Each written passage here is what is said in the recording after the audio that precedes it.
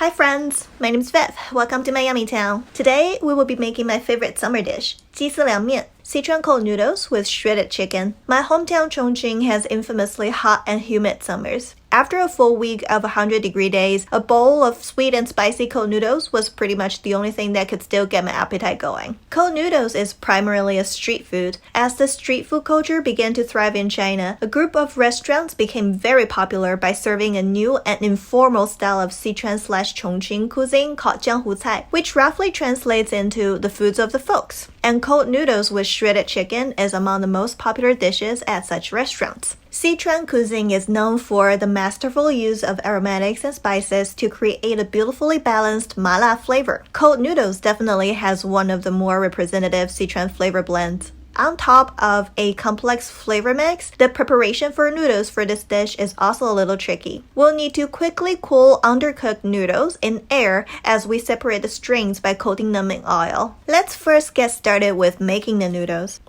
The noodles used for this dish is a specialty noodle called 碱水面, literally alkaline water noodles. The added alkaline from soda ash in the dough will help form strong gluten, which results in pleasantly chewy noodles that will not get soggy or melt away in hot soup. It is a noodle widely used across China, but made with slightly varying recipes in different regions. In my hometown, the ratio of soda ash to flour is almost 1:100, which is higher than what's in most other regions' recipes. On one hand, I crave the detectable alkaline taste in my noodles. On the other, I'm well aware that it's an acquired taste. So the recipe I'm using today has a flour to water to salt to soda ash ratio of 200 to 100 to 2 to 1. Real quick before we start. To make soda ash at home, just bake baking soda at 400 degrees Fahrenheit, preferably in a convection oven, for at least 30 minutes, and let it cool in a dry environment before storing it in an airtight container. To make the noodles,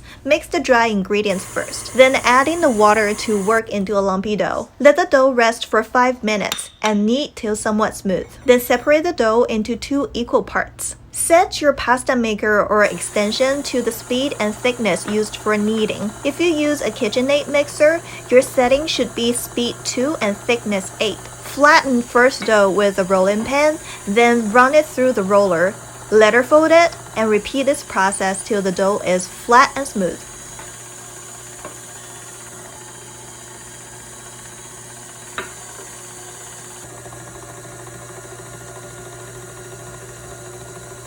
Then slightly increase your speed and adjust your thickness setting in steps and run the dough through each setting twice until you reach the ideal thickness for making spaghetti. For KitchenAid users, I'm running the dough through first thickness setting 6, then 4, then 2, each twice. Then we do the same for the second dough before running the dough pieces through the spaghetti cutter.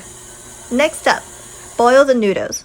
If you anticipate waiting for the water to boil for a few minutes, make sure to dust the noodles with flour to keep them from getting stuck. Oh, and if your noodles are too long, you should cut them in half. Toss the noodles in boiling water on high heat and wait for the foam to rise. Turn the heat to medium and boil for another 30 seconds. Roughly drain the noodles and quickly move them into a bowl. The noodles are undercooked intentionally to maintain the chewy texture.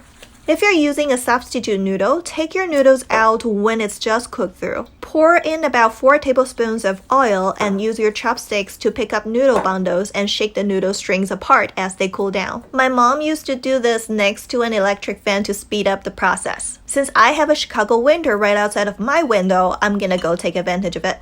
When you're done with this step, the noodle strings should be at room temperature, evenly coated in a very light layer of oil, and easily separated from each other. Now let's get the dish started.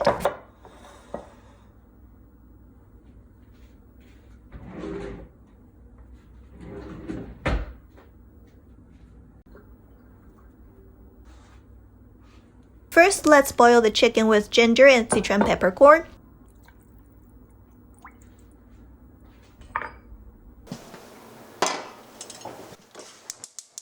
While the water heats up, let's prepare the accessorizing ingredients and get the sauce ready. Dice up the scallion, cilantro, and peanuts. Set them aside, then move on to the sauce. Growing up in Chongqing, I've always been very picky on cold noodle sauces. An ideal bowl of cold noodles should have an inviting aroma of aromatic herbs and vinegar, followed by a well-balanced taste that highlights sweet and spicy, and ends with a lingering nuttiness and tingly Sichuan peppercorn. Depending on how much heat you can take, you can adjust the amount of chili oil you put in the sauce. It should still be very well-balanced and delicious even if you completely remove the chili. I make my own chili oil from primarily dried Untitled chilies, dried facing heaven chilies, and rapeseed oil. Rapeseed oil is a staple in the Sichuan area that has a distinct flavor and very high smoking point. The Untitled chili is a mild, fragrant chili local to the Sichuan area. The facing heaven chilies, on the other hand, is a chili that has a whopping 30,000 to 50,000 Scoville heat units.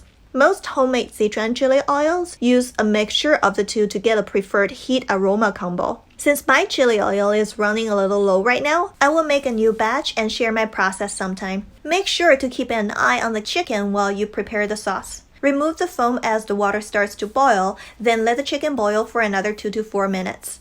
You'll know the chicken is ready when you can poke through the meat with a chopstick easily. Then take the chicken out of the pot, rinse and cool in filtered water. While the chicken cools, use the same pot to blanch the bean sprouts in boiling water for about 60 seconds. Then drain and let them cool. While the bean sprouts cool, drain the chicken pieces and use your hands to shred the chicken into strips. Now let's assemble the dish. Find a plate that has a little depth to hold the liquid. Mine is a 12-inch square plate that has an inch-deep rim. Round plates in general are a better fit for this dish, but I am flexible, exhaustive, and happy to work with what I have. First, pile the bean sprouts in the center of the plate. Use a ring if you're messy like me. Then pile the shredded chicken on top of the bean sprouts. Roughly divide the noodles into 6 parts and wrap each part into a bundle with chopsticks or a fork like this, and place the bundles around the chicken and bean sprouts. Then we make an avalanche with peanuts, pour the sauce over, then sprinkle the scallion and cilantro on top. Now take a few pictures to brag on social media and dig in. Thanks for visiting Viv's Yummytown. I'm Viv, a Sichuan-born Chinese food addict who just cannot stop talking about cooking. I started this channel a few months ago and will continue to share new recipes here every week. It'll make my day if you subscribe and stay connected with me. Either way, I'm happy you visited today and hope to see you again very soon.